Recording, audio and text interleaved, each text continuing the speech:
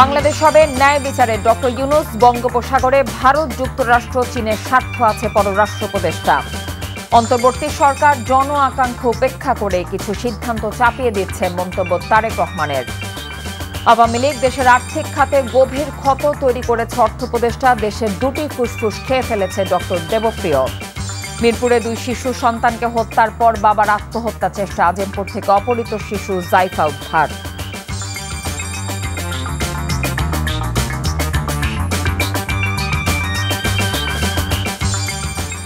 আসসালামু আলাইকুম, কথা নাহিয়ান স্বাগত জানাচ্ছেন টিভির মধ্যরাতের খবরে। ক্রাউন সিমেন্ট শিরোনাম দেখছিলেন, এবার নিয়ে যাব পুরো খবরে। বাংলাদেশের জনগণের চাহিদাকে প্রাধান্য দিয়ে তার সরকার মানবাধিকার, বাক স্বাধীনতা, ন্যায় বিচার নিশ্চিত করার জন্য প্রয়োজনীয় সংস্কার করবে বলে জানিয়েছেন অন্তর্বর্তীকালীন সরকারের প্রধান উপদেষ্টা অধ্যাপক Mohammad Yunus. Centre for governance studies আয়োজিত বে অব বেঙ্গল কনভারসেশনের উদ্বোধনী অনুষ্ঠানে শনিবার তিনি এসব কথা বলেন। বর্তমান সভ্যতা পরিবেশকে ধ্বংস করেছে এবং সম্পদকে কুক্ষিগত করেছে উল্লেখ করে নতুন সভ্যতা গড়ে তোলার জন্য সকলের প্রতি আহ্বান জানিয়েছেন ডক্টর ইউনূস। নজরানা চৌধুরীর রিপোর্ট। একটি ভঙ্গুর বিশ্ব প্রতিপাদ্য নিয়ে সেন্টার ফর গভর্নেন্স স্টাডিজ বে অব বেঙ্গল কনভেনশনের আয়োজন করেছে। রাজধানীর একটি হোটেলে 3 দিনের এই কনভেনশনের উদ্বোধন করেন প্রধান উপদেষ্টা অধ্যাপক মোহাম্মদ ইউনূস। এ সময় তিনি বলেন, 16 বছর বাংলাদেশের মানুষের উপর জগদ্দল পাথরের মতো বসে থাকা একটি ফ্যাসিস্ট সরকারকে যেই ঐক্যের মাধ্যমে উৎখাত করা হয়েছে, সেই একতা ধরে রাখা গেলে নতুন একটি সভ্যতা গড়ে তোলা সম্ভব। I'm always a compulsive optimist. I always believe in the power of idea, power of imagination. I keep on insisting, if we can imagine together, it becomes irresistible. Let us imagine together. Let us create a new civilization. This civilization has failed us. From environmental perspective alone, it has turned out to be a self-destructive civilization. From economic perspective, it has led to extreme accumulation of wealth. When we work as one, we have the power to change the course of history, like we have done in Bangladesh 100 days back. কনভেনশনের 77টি সেশনে গণমাধ্যমের স্বাধীনতা, জলবায়ু পরিবর্তন, বাণিজ্য, ভূরাজনীতি ও মানবাধিকারের মতো বিষয়ে দেশি বিদেশি বিশেষজ্ঞরা আলোচনা করবেন। প্রধান উপদেষ্টা তার বক্তব্যে বলেন, বাংলাদেশ বারবার প্রমাণ করেছে কিভাবে প্রতিকূল পরিস্থিতি মোকাবেলা করতে হয়। Voices of the entire nation, voices that have demanded change, voices that continue to push us all to build a future based on human rights, freedom of speech, justice, and inclusion. এই কনভেনশনে বিশ্বের 80টি দেশের প্রতিনিধি ও আলোচকরা অংশ নিচ্ছেন। নজরানা Chowdhury, NTV news, Dhaka. বঙ্গোপসাগরকে কেন্দ্র করে বাংলাদেশ ছাড়াও ভারত, যুক্তরাষ্ট্র এবং চীনের আলাদা স্বার্থ রয়েছে বলে মন্তব্য করেছেন অন্তর্বর্তী সরকারের পররাষ্ট্র উপদেষ্টা মোহাম্মদ তৌহিদ হোসেন। শনিবার সকালে রাজধানীর একটি হোটেলে সেন্টার ফর গভর্নেন্স স্টাডিজ আয়োজিত বে অব বেঙ্গল কনভারসেশনে তিনি কথা বলেন। তৌহিদ হোসেন আরও বলেন, রোহিঙ্গা ইস্যুর সমাধানে প্রতিবেশীদের কাছ থেকে আশানুরূপ সমর্থন পায়নি বাংলাদেশ। গত 8 বছরে এই সংকট নিরসনে বড় প্রতিবেশীর কাছ থেকে সহযোগিতা প্রত্যাশার চেয়ে কম। তিনি বলেন, প্রতিবেশীদের স্বার্থ আছে বলেই বাংলাদেশের পাশে এসে সমস্যার সমাধান তারা করেননি। রোহিঙ্গা সমস্যা শুধু বাংলাদেশের জন্যই হুমকি হয়ে থাকবে না, তা অন্যখানেও ছড়িয়ে পড়বে বলেও মন্তব্য করেন উপদেষ্টা। Important players, I believe, apart from Bangladesh, in the Bay of Bengal, which are the US, China, and India.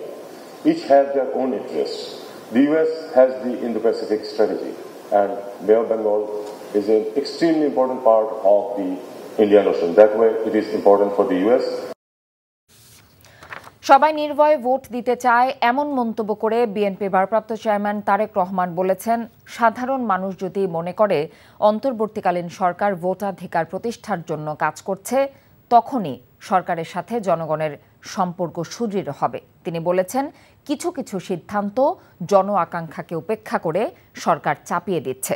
রাজধানীর ইঞ্জিনিয়ার্স ইনস্টিটিউশন মিলনায়তনে পেশাজীবী সংগঠন জেটেবের কাউন্সিলে শনিবার ভার্চুয়ালি দেয়া বক্তব্যে তিনি এসব কথা বলেন। ইফতেখার রেজাকে সাথে নিয়ে ইমরুল হাসানের রিপোর্ট।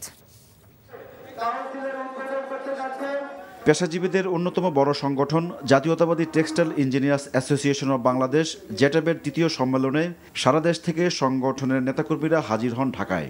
প্রত্যক্ষ ভোটে নির্বাচন করা হয় জেটেবের নতুন কমিটি।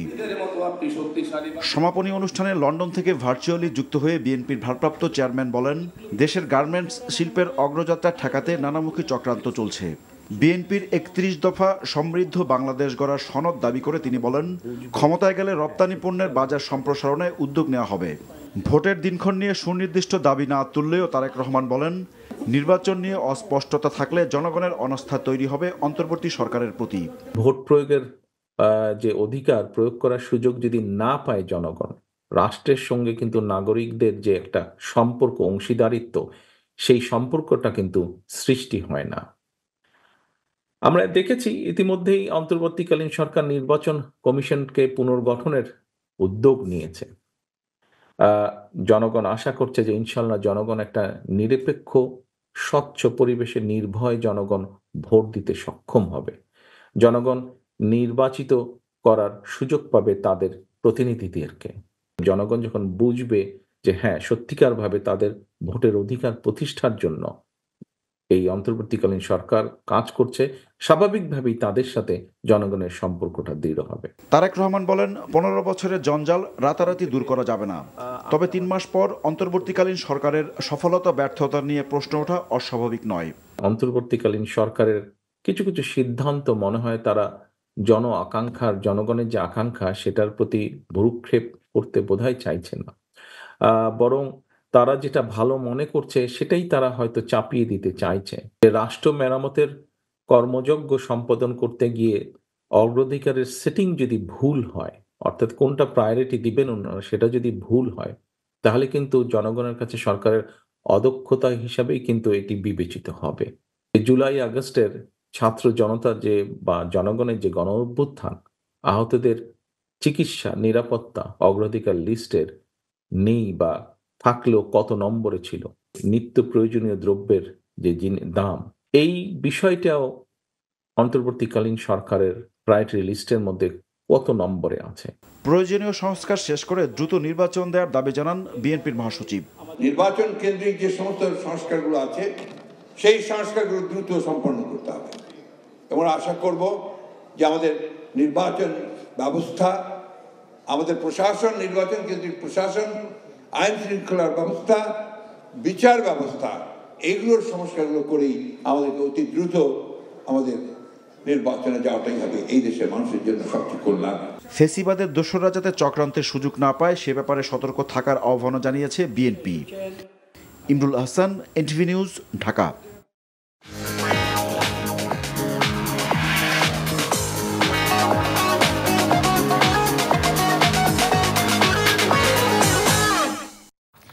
এবারে নগদ নিবেদিত অর্থনীতির খবর। বিগত আওয়ামী লীগ সরকার নজিরবিহীন দুর্নীতি এবং অনিয়মের মাধ্যমে দেশের আর্থিক খাতে গভীর ক্ষত তৈরি করেছে বলে মন্তব্য করেছেন অর্থ উপদেষ্টা ডক্টর সালেউদ্দিন আহমেদ। শনিবার দুপুরে রাজধানীর ব্র্যাক বিশ্ববিদ্যালয়ে আয়োজিত অনুষ্ঠানে এমন মন্তব্য করেন তিনি। এ সময় সিপিডির সম্মাননীয় ফেলো ডক্টর দেবপ্রিয় ভট্টাচার্য দেশের আর্থিক এবং জ্বালানি খাতকে ফুসফুস আখ্যা দিয়ে বলেন, এই দুটি খাতকেই নষ্ট করে দিয়েছে পতিত আওয়ামী লীগ সরকার। মইদুল ইসলামের রিপোর্ট। বাংলাদেশে অর্থনৈতিক সংস্কার শীর্ষক এই অনুষ্ঠানে অর্থ উপদেষ্টা তার বক্তব্যে তুলে ধরেন আর্থিক খাতে বিগত আওয়ামী লীগ সরকারের ভুল নীতি গ্রহণ, অপ্রয়োজনীয় প্রকল্প হাতে নেওয়া সহ নানা অনিয়মের চিত্র। আর এ কারণে দেশের অর্থনীতিতে গভীর ক্ষত তৈরি হয়েছে বলেও জানান অর্থ উপদেষ্টা। ফাইন্যান্সিয়াল সেক্টরে এত বড় একটা গভীর ক্ষত হয়েছে, এটা আপনার বাড়িতে কল্পনা করতে পারবেন না। পৃথিবীর কোনো দেশে দেখি নাই 25 বছরে, শুধু বহু দেশ গিয়েছে, এইরকম ফাইন্যান্সিয়াল সেক্টর এত অনিয়ম, এত বিশৃঙ্খলা, এত করাপশন কোথাও দেখে নেই। এখন সেখান থেকে আমাদের বেরিয়ে আসতে হবে। এই ইনস্টিটিউশনগুলো মোটামুটি বেশিরভাগ ইনস্টিটিউশনই থাকে ধ্বংসের দ্বার প্রান্তে। প্রতিষ্ঠানগুলো বিশেষ করে সরকারি প্রতিষ্ঠান আর স্টেট ওন এন্টারপ্রাইজ, গভর্নেন্স ছিল না, সহযোগিতা ছিল না। দৃশ্যমান উন্নয়নের জন্য আর্থিক এবং জ্বালানি খাতে বিগত সরকারের সীমাহীন দুর্নীতির কথা তুলে ধরে সিপিডির সম্মানীয় ফেলো ডক্টর দেবপ্রিয় ভট্টাচার্য বলেন, অর্থনৈতিক প্রবৃদ্ধির ভুল এবং মিথ্যা তথ্য উপাত্ত জনগণের কাছে তুলে ধরত আওয়ামী লীগ। যে প্রবৃদ্ধির যেই তথ্য আমাদের দেওয়া হয়েছিল, সেই প্রবৃদ্ধির যে উপাত্ত দেওয়া হয়েছিল, এইটার ভিতরে মারাত্মক ধরনের সমস্যা ছিল। তথ্য উপাত্তের রাজনৈতিকীকরণ করা হয়েছিল। মানুষের মধ্যে যেরকম দুটো ফুসফুস থাকে, টু লাংস, বাংলাদেশের দুটো লাংস কি? একটা লাংস হলো তার ফাইন্যান্সিয়াল সেক্টর, আরেকটা লাংস এনার্জি সেক্টর। লক্ষ্য করে দেখেন, বোথ দি ফাইন্যান্সিয়াল সেক্টর এবং এনার্জি সেক্টর দুটোকেই পুরো খেয়ে ফেলেছে। বিগত সরকার রাজনৈতিক কারণে কিছু মানুষকে বিশেষ সুবিধা দিতে সিকিউরিটি অ্যান্ড এক্সচেঞ্জ কমিশনকে নিজেদের মতো করে সাজিয়েছিল মন্তব্য করে বর্তমান কমিশনার ফারজানা লালারুক বলেন, পুঁজিবাজারে মানুষের আস্থা সংকট তৈরি করেছিল আওয়ামী লীগ।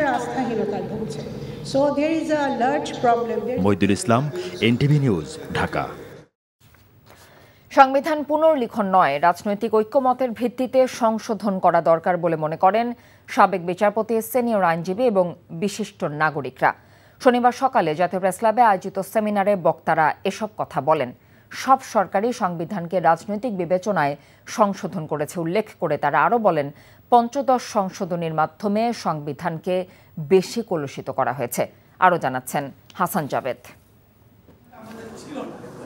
জুলাই আগস্ট ছাত্র জনতার গণ অভ্যুত্থানের পর সংবিধান সংস্কার নিয়ে নানা মহলে আলোচনা শুরু হয়। সংস্কার কমিশনও গঠন করে অন্তর্বর্তী সরকার। এমন প্রেক্ষাপটে ল রিপোর্টার্স ফোরাম কেমন সংবিধান চাই শিরোনামে এই সেমিনারের আয়োজন করে।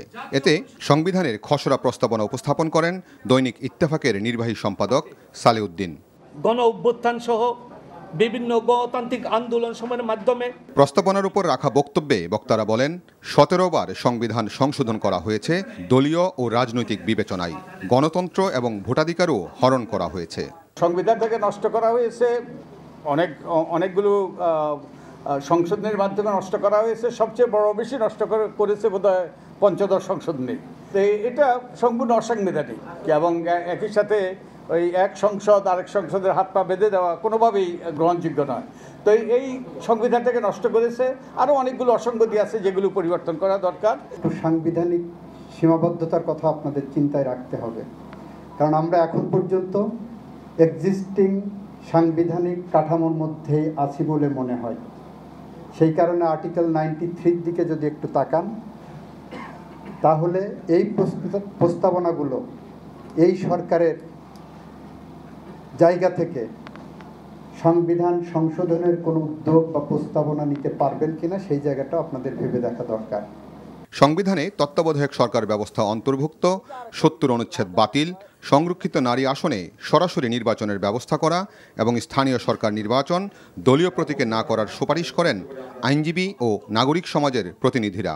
যারা জীবন দিল, তাদের যে চিন্তা ভাবনা, এগুলাকে তাদের যে চাওয়া পাওয়া, এগুলোকে অ্যাকোমোডেট করে একটা সংলাপ সৃষ্টি করা এবং এই সংলাপের ভিত্তিতে একটা রাজনৈতিক সমঝোতা করা এবং সেই সমঝোতা অনুযায়ী ইলেকশন করা এবং ইলেকশন করে যারা আসবে তারা এদের প্রত্যেকটা কাজটাকে অনুমোদন করবে।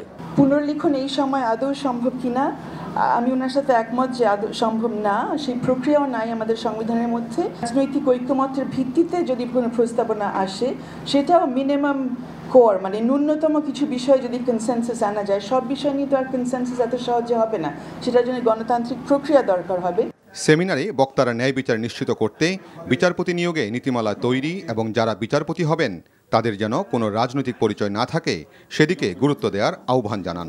বিচারপতি নিয়োগের ক্ষেত্রে অত্যন্ত সাবধানতা থাকা দরকার, যাতে করে সরকার যা চায় তাদের ইশারায় যেন না চলে। Hasan Javed, NTV news, Dhaka. রাজধানী ঢাকায় 7 ও 4 বছরের 2 শিশু সন্তানকে গলা কেটে হত্যার পর আত্মহত্যার চেষ্টা করেছেন এক দিনমজুর বাবা। শনিবার সকালে মিরপুরের পল্লবীর বাইগাটেক এলাকায় এই হত্যাকাণ্ড ঘটে। পুলিশের ধারণা, পারিবারিক কলহ এবং আর্থিক অনটনের কারণে এই ধরনের ঘটনা ঘটতে পারেন অভিযুক্ত বাবা। রাতে ওই ঘটনায় বাবা আহাদের বিরুদ্ধে হত্যা মামলা দায়ের করেছেন তার স্ত্রী। আবির আহমেদের রিপোর্ট।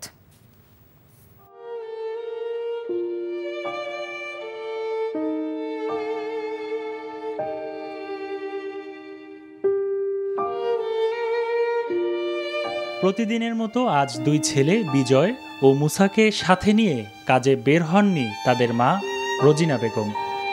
বের হওয়ার 2 ঘন্টা পর খবর পান গলা কেটে হত্যা করা হয়েছে তার প্রাণপ্রিয় সন্তানদেরকে। সে সময় পাশের ঘরেই ছিলেন নানা জোবেদ আলী। বাচ্চাদের চিৎকারের শব্দে ছুটে গিয়ে দেখতে পান রক্তাক্ত 2 নাতির নিথর দেহ। আমার অনুমান গলা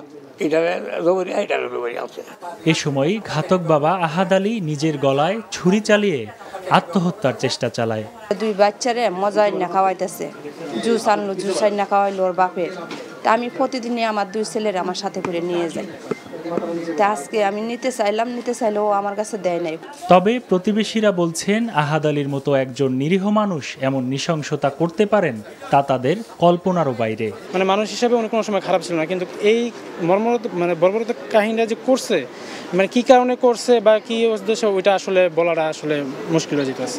পুলিশ জানায় 999-এর মাধ্যমে খবর পেয়ে ঘটনাস্থলে পৌঁছে মরদেহ উদ্ধার করে ঢাকা মেডিকেল কলেজ হাসপাতালের মর্গে পাঠানো হয়েছে। আর আহত আহাদকে চিকিৎসার জন্য পাঠানো হয় ঢাকা মেডিকেলে। পুলিশের ধারণা পারিবারিক কলহ থেকেই এ ঘটনা ঘটিয়ে থাকতে পারে আহাদ। তাদের 7 বছর পূর্বে বিয়ে হয়েছে, তবে তাদের ঘরে 2টা সন্তান ছিল এবং যে তাদের পারিবারিক এবং অর্থনৈতিক যে সমস্যার কারণে তাদের মধ্যে একটা মনোমালিন্য বা বিরোধ ছিল। আমাদের প্রাথমিক ধারণা এটা থেকে এই ঘটনার সূত্রপাত হওয়ার সম্ভাবনা বেশি। কর্তব্যরত চিকিৎসক জানিয়েছেন আহাদের শ্বাসনালী কেটে যাওয়ায় তার অবস্থা আশঙ্কাজনক। আবির আহমেদ, এনটিভি নিউজ, ঢাকা। মোস্তফা সরওয়ার ফারুকীকে উপদেষ্টা নিয়োগ করায় অন্তর্বর্তীকালীন সরকারের সমালোচনা করেছেন জুলাই শহীদ স্মৃতি ফাউন্ডেশনের সাধারণ সম্পাদক সার্জিস আলম। রংপুরে শহীদ পরিবারের সদস্যদের হাতে অনুদানের চেক হস্তান্তরকালে শনিবার একথা বলেন তিনি। এই ফারুকী কোন সময় বিগত এই 36 জুলাই কোন সময় সরাসরি সরকারের বিপক্ষে গিয়ে এই ছাত্র জনতার অভ্যুত্থানে যারা অংশগ্রহণ করেছে তাদের পক্ষে অবস্থান নিয়েছিল? কখনোই নয়। তিনি তার সময় পুরো সময় ক্ষমতার কাছাকাছি থাকার জন্য যেভাবে তার মতো করে তোষামোদি করা দরকার সেভাবে করেছে। হতে পারে একটা লাইন লিখে, হতে পারে একটা ছবি তুলে। এই ফারুকীরা কিভাবে এই উপদেষ্টা পরিষদে আসে?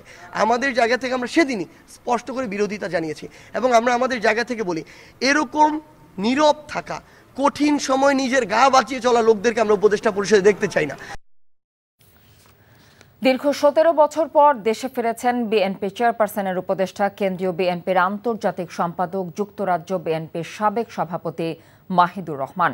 সিলেটের এমএজে ওসমানী আন্তর্জাতিক বিমানবন্দরে শনিবার তাকে স্বাগত জানিয়েছেন বিএনপি নেতাকর্মীরা। বিমানবন্দর থেকে তিনি নিজ জন্মস্থান মৌলভীবাজারের সদর উপজেলার বাউঘড়িয়ায় পৌঁছে তার মা বাবার কবর জিয়ারত করেন। পরে বিকেলে দলীয় নেতাকর্মীদের সাথে মত বিনিময় করেন মাহিদুর রহমান। অন্যদিকে বিএনপির উদ্যোগে নেত্রকোনার দুর্গাপুরে ডক্টর অ্যাসোসিয়েশন অব বাংলাদেশ ড্যাবের সহযোগিতায় রোগাক্রান্ত বন্যার্ত মানুষদের মাঝে বিনামূল্যে চিকিৎসা সেবা এবং ঔষধ বিতরণ কার্যক্রম উদ্বোধন করা হয়েছে। উপজেলার প্রত্যন্ত গ্রাম ভাদুয়া আদর্শ উচ্চ বিদ্যালয় মাঠে শনিবার দুপুরে এই কার্যক্রমের উদ্বোধন করেন বিএনপির কেন্দ্রীয় কমিটির আইন বিষয়ক সম্পাদক ব্যারিস্টার কায়সার কামাল। ফ্যাসিস্ট হাসিনা সরকারের আমলে গণমাধ্যমের স্বাধীনতা হরণ করা হয়েছিল। ডিজিটাল নিরাপত্তা আইন সহ বিভিন্ন কালা কানুনের কারণে সাংবাদিকদেরও হয়রানি এবং নির্যাতনের শিকার হতে হয়েছে। শনিবার সকালে জাতীয় প্রেসক্লাবের সাধারণ সভায় একথা বলেন সাংবাদিক নেতারা। এ সময় বক্তারা অবিলম্বে ফ্যাসিবাদের দোসরদের প্রেসক্লাব থেকে সদস্যপদ বাতিলের দাবি করেন। বলেন, প্রেসক্লাবের নির্বাচনের আগে সংস্কার জরুরি, তাই বিগত দিনে যোগ্যতা থাকা সত্ত্বেও শুধুমাত্র দলীয় কারণে যাদের সদস্যপদ দেয়া হয়নি তাদের অন্তর্ভুক্ত করার দাবি জানানো হয়। সে সঙ্গে ভুয়া সদস্যপদ বাতিল করে যোগ্য এবং পেশাদার সাংবাদিকদের সদস্যপদ দেওয়ার আহ্বানও জানিয়েছেন তারা। এছাড়া ফরিদা ইয়াসমিন এবং শ্যামল দত্তের নেতৃত্বাধীন সাবেক কমিটির দুর্নীতির তথ্য তুলে ধরা হয়। এখনও ষড়যন্ত্র শেষ হয়নি উল্লেখ করে ফ্যাসিবাদের বিরুদ্ধে সাংবাদিকদের ঐক্য গড়ার প্রত্যয় ব্যক্ত করেন সাংবাদিক নেতৃবৃন্দ। দ্রুত নির্বাচনে রোড ম্যাপ ঘোষণার দাবি জানিয়েছে সৌদি আরব বিএনপির নেতারা। এনটিভি সৌদি আরব প্রতিনিধি জানিয়েছেন, সফররত ঢাকা মহানগর বিএনপির যুগ্ম আহ্বায়ক হারুনুর রশিদকে দেয়া রিয়াদে প্রবাসী লক্ষ্মীপুর জেলা বিএনপি আয়োজিত সংবর্ধনা সভায় এই দাবি জানিয়েছেন নেতারা। সভাপতিত্ব করেন প্রবাসী লক্ষ্মীপুর জেলা বিএনপির পৃষ্ঠপোষক আব্দুল্লাহ আল মামুন। প্রতিষ্ঠাতা সভাপতি ফারুক আহমেদ চানের সঞ্চালনায় অনুষ্ঠানে বক্তব্য দেন সংগঠনের সভাপতি মিনহাজুল ইসলাম, সাধারণ সম্পাদক ফারুক হোসেন, আলমগীর হোসেন, আনোয়ার হোসেন সহ লক্ষ্মীপুর এবং প্রবাসী রামগঞ্জ ও উপজেলা বিএনপির নেতাকর্মীরা। চাকরির পাশাপাশি সৌদি আরবে বাড়ছে প্রবাসীদের বিনিয়োগ। এনটিভি জেদ্দা প্রতিনিধি মাসুদ সেলিম জানিয়েছেন, বাংলাদেশে খাবারের ব্র্যান্ডিং করতে জেদ্দার আল বালাদে মেজবান কিং ডায়মন্ড রেস্টুরেন্টের উদ্বোধনী অনুষ্ঠানে একথা বলেন কমিউনিটির বিশিষ্টজনরা। তারা বলেন, সৌদিতে নিজস্ব মালিকানায় ব্যবসার সুযোগ দেয়ায় বাংলাদেশিদের বিনিয়োগ ধীরে ধীরে বৃদ্ধি পাচ্ছে। এতে কর্মসংস্থানের পাশাপাশি অব্যাহত রয়েছে রেমিটেন্স প্রবাহ। বাংলাদেশি প্রতিষ্ঠানটি উদ্বোধন করেন সৌদি নাগরিক হানি বিন গাজী। এ সময় উপস্থিত ছিলেন বাংলাদেশের স্বত্বাধিকারী আলমগীর হাসান, হাবিব শাখাওয়াত সহ অন্যান্যরা। কাতারে রক্তদান কর্মসূচির আয়োজন করে সুনাম কুড়াচ্ছেন প্রবাসী বাংলাদেশিরা। এনটিভি কাতার প্রতিনিধি আমিনুল হক কাজল জানিয়েছেন, দেশটির জাতীয় রক্তদান কেন্দ্রে কর্মসূচির আয়োজন করে কাতারের কুরআন সুন্নাহ পরিষদ। রক্তদান কর্মসূচির উদ্বোধন করেন কাতারে নিযুক্ত বাংলাদেশের রাষ্ট্রদূত মোহাম্মদ নজরুল ইসলাম। সভাপতিত্ব করেন সংগঠনের সভাপতি হাফেজ আনোয়ারুল ইসলাম। কেন্দ্রীয় কর্ম পরিষদ সদস্য রেজাউল করিমের পরিচালনায় উপস্থিত ছিলেন সহ সভাপতি ইন্তেখাব বিন ইউসুফ, ভারপ্রাপ্ত সাধারণ সম্পাদক প্রকৌশলী আহমদ হোসাইন সহ অন্যান্যরা। কর্মসূচিতে গান ও আবৃত্তি করেন আল হেরা শিল্পী গোষ্ঠীর সদস্যরা। বাংলাদেশ হবে ন্যায় বিচারে ডক্টর ইউনূস, বঙ্গোপসাগরে ভারত, যুক্তরাষ্ট্র, চীনের স্বার্থ আছে পররাষ্ট্র উপদেষ্টা। অন্তর্বর্তী সরকার জন আকাঙ্ক্ষা উপেক্ষা করে কিছু সিদ্ধান্ত চাপিয়ে দিচ্ছে মন্তব্য তারেক রহমানের। আওয়ামী লীগ দেশের আর্থিক খাতে গভীর ক্ষত তৈরি করেছে অর্থ উপদেষ্টা। দেশের দুটি ফুসফুস খেয়ে ফেলেছে ডক্টর দেবপ্রিয়। মিরপুরে 2 শিশু সন্তানকে হত্যার পর বাবার আত্মহত্যা চেষ্টা। আজিমপুর থেকে অপহৃত শিশু জাইফা উদ্ধার। এই ছিল এনটিভির মধ্যরাতের খবরে। এই খবরের ভিডিও সহ আপডেট জানতে ভিজিট করুন এনটিভি অনলাইন www.ntvbt.com। এছাড়াও এনটিভি জনপ্রিয় সব অনুষ্ঠান ও খবরের আপডেট জানতে ভিজিট করুন আমাদের ইউটিউব এবং ভেরিফাইড ফেসবুক পেজ। সকাল 7:30টায় সকালের খবর দেখার আমন্ত্রণ রইল। এতক্ষণ সাথে থাকার জন্য ধন্যবাদ সবাইকে।